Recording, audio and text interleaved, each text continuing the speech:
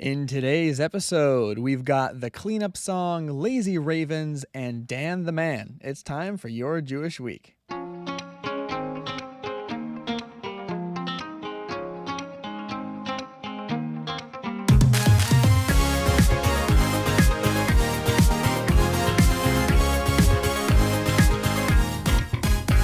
Hey everyone, welcome to Your Jewish Week, the podcast for everything Jewish in the week ahead. I'm Rabbi Dovi. As always, this podcast is produced by Chabad.org and dedicated to all our brothers and sisters in the Holy Land. May Hashem keep them safe from all harm, and may all the hostages finally be freed to return to their families and loved ones. Today is Sunday, the 7th of Elul, and if you happen to be spending this Shabbat hanging around the city of Baghdad, that fits perfectly, because Baghdad is round. It's traditionally been a circular town. Also, this Shabbat is the yahrzeit of the famous Ben Ish Chai of Baghdad, so altogether, it's an excellent choice for a quick getaway.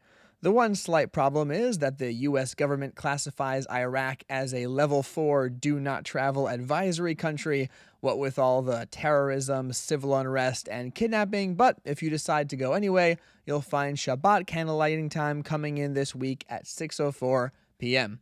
If you're going to be in some other less circular, safer town, never fear. Halachic times for your location can be found quickly and easily at Chabad.org/times.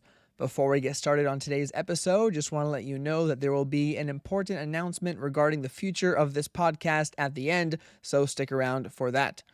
All right, starting us off as always with the weekly Torah portion, this week we'll be studying the parsha of Teitzei, which picks up right where we left off last week with some laws pertaining to warfare.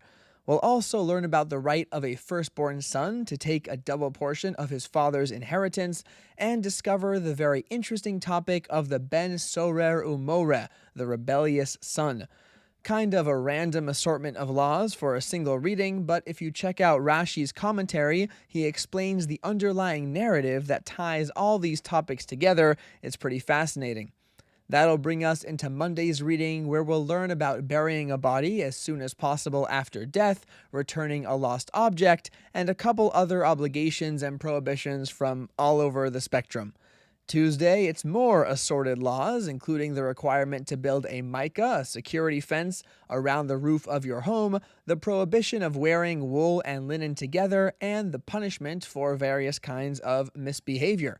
Wednesday, we come to a law that we touched upon in an earlier episode, maintaining hygiene in a military encampment while the Jewish army is at war.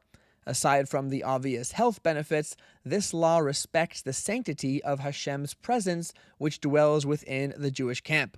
We'll get to a bunch of other laws in this reading as well, but personally the one I find the most interesting is the prohibition of lending money with interest. Can you figure out why?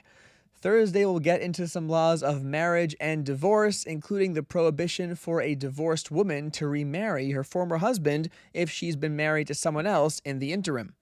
On Friday and Shabbat, we'll continue our blizzard of laws. We've got several laws in the realm of business and the legal system, a few more that relate to marriage, and a couple wild cards.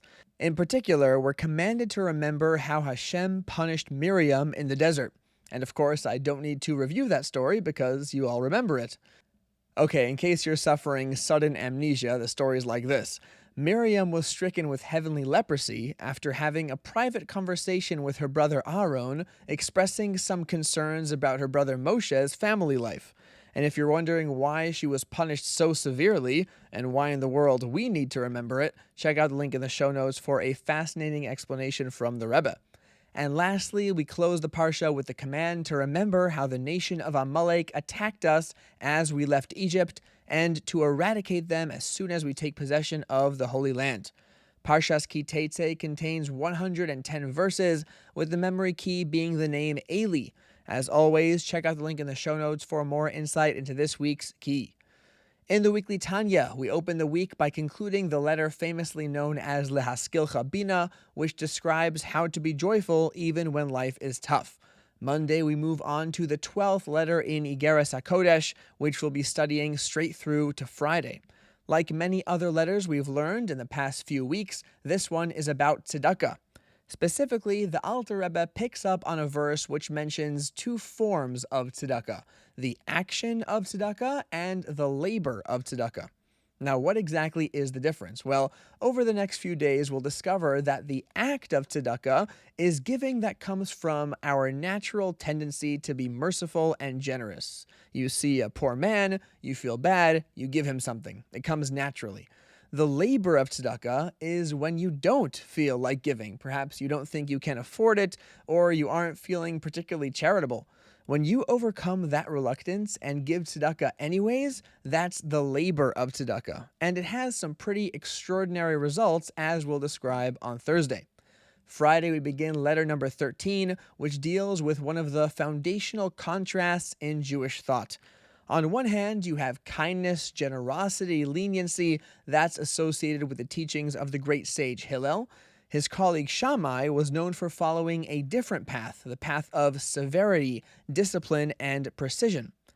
Now, of these two paths, which one is correct?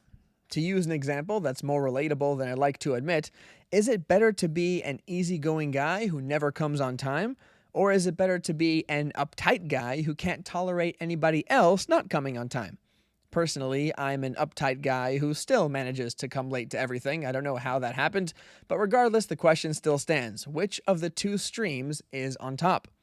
Well, in Shabbat's reading, the Alter Rebbe is going to say that we all need to have both. He brings some examples from Hillel and Shammai themselves to illustrate that point.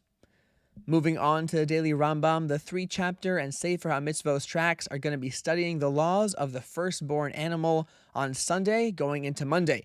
Then we'll transition to the laws of the animal tithe. Every 10th animal must be given to the comin, and there's a very specific procedure for identifying and marking those tithe animals. We'll learn all about that going into Tuesday.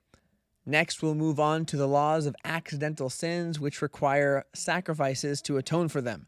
Now, there are two general kinds of sacrifices for this purpose: the chatas, sin offering, and the asham, guilt offering. We'll be looking at both of those straight through to the end of the week.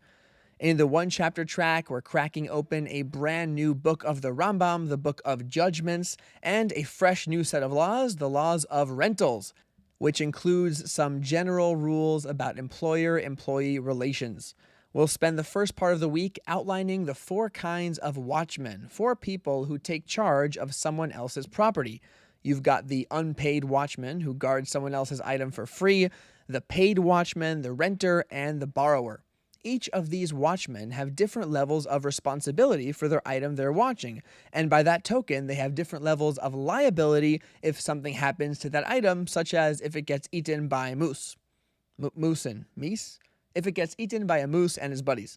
As always, if you'd like to learn more about anything you just heard, or if you're ready to join one of the daily study cycles, check out the show notes for links and resources.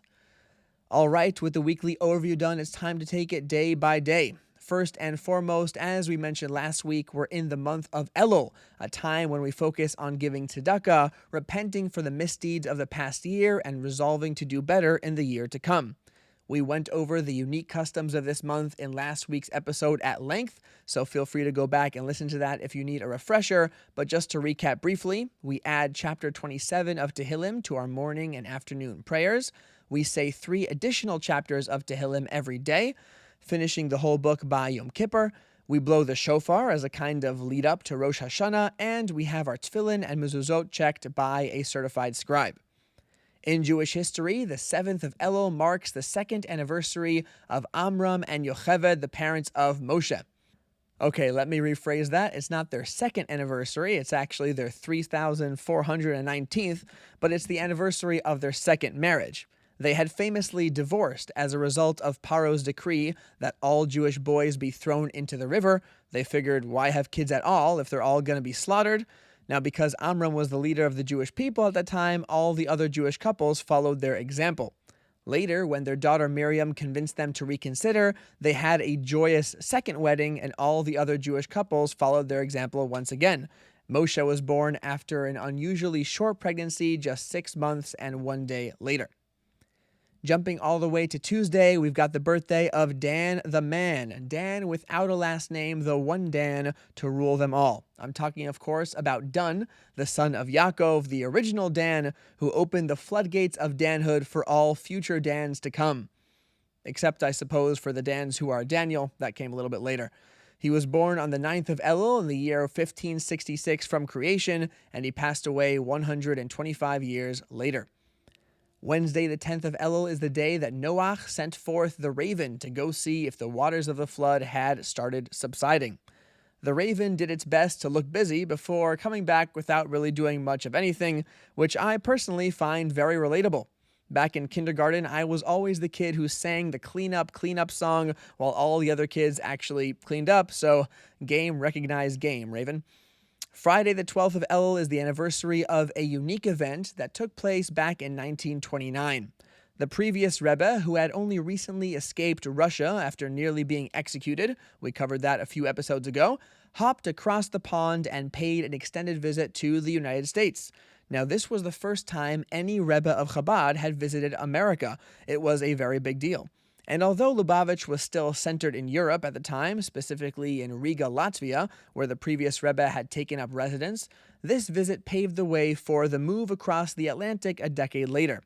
Now, the previous Rebbe met with the current president, Herbert Hoover, and went on a tour of several major cities, including New York, Baltimore, Chicago, Detroit, Milwaukee, Boston, and Philadelphia. He must have felt right at home at Philly because Philadelphia in Greek means the same thing that Lubavitch means in Russian, the city of brotherly love. He also visited St. Louis, Missouri. There's a fascinating article on that on Chabad.org. I'll put a link in the show notes. Now, the fact that the previous Rebbe traveled so much is pretty remarkable when you consider that our Rebbe, his successor, to my knowledge, never left New York State once he moved there. Along the way, the previous Rebbe spoke publicly to the Jews of America, who were quickly assimilating under the influence of modern American culture. He encouraged them to strengthen their observance of Torah and mitzvot, and alerted them to the terrible situation of their brothers and sisters in Russia, soliciting their support. One of the fascinating things to emerge from this trip are several vivid video recordings of the previous Rebbe. These are exceptionally rare, so it's a real treasure. I'll attach a link to one of those in the show notes, and I'm sure if you dig around Chabad.org, you can find a few more. Speaking of the previous Rebbe, Shabbat, the 13th of Elul, is the anniversary of the previous Rebbe's marriage to his wife, Rebbetzin Nechamadina, in 1897. Also on the 13th of Elul, we've got the passing of the Ben Ish Chai, Rabbi Yosef Chaim of Baghdad, a renowned Sephardic rabbi and Kabbalist, in 1909. The Ben Ish Chai lived a fascinating life, which you can read about in his brief biography on Chabad.org. I'll attach a link to that in the show notes. But I'd like to close off today's episode with a teaching from the Ben Ish Chai that I find very intriguing. Let's say you're looking to hire someone to run your business. You started a shoe store, for example, and it's doing pretty well, but now you want someone to take it to the next level and make it even more profitable. Now imagine two candidates come up. One of them was a skilled shoe salesman for many years, highly recommended. This guy worked the floor longer than you've been alive. He can tell your shoe size without even seeing your feet. He just sizes you up. Phenomenal.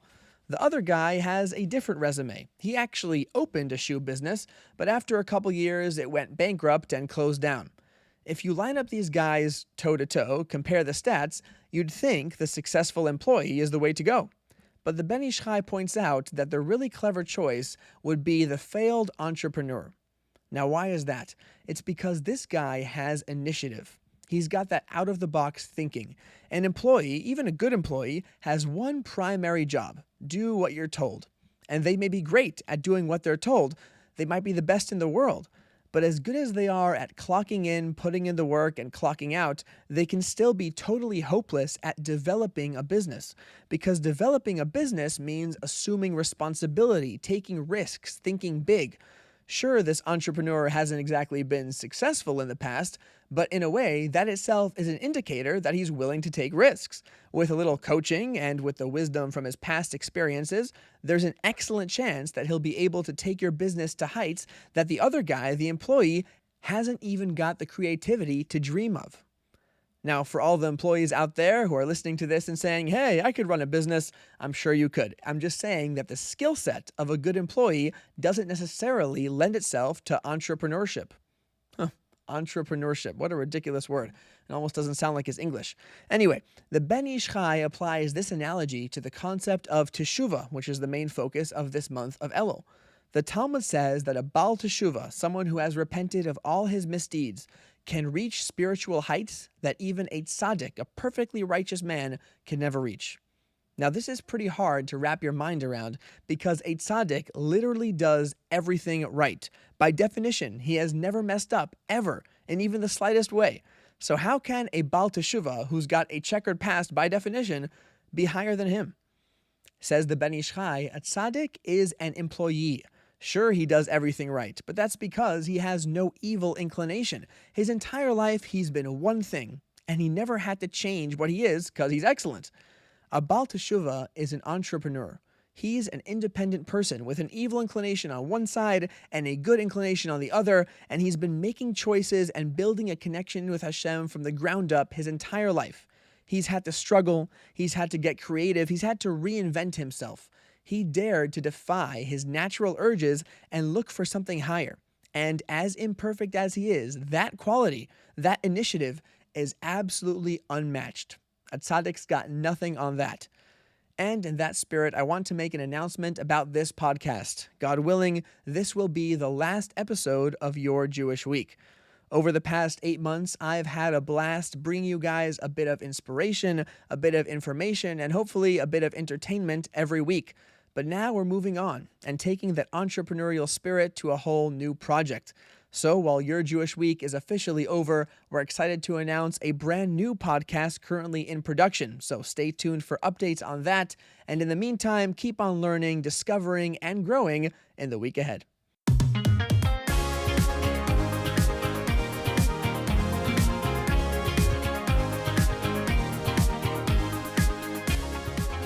Your Jewish Week is produced by Chabad.org, written and recorded by me, Rabbi Dovi Paltiel. Theme music by Levi Koshak.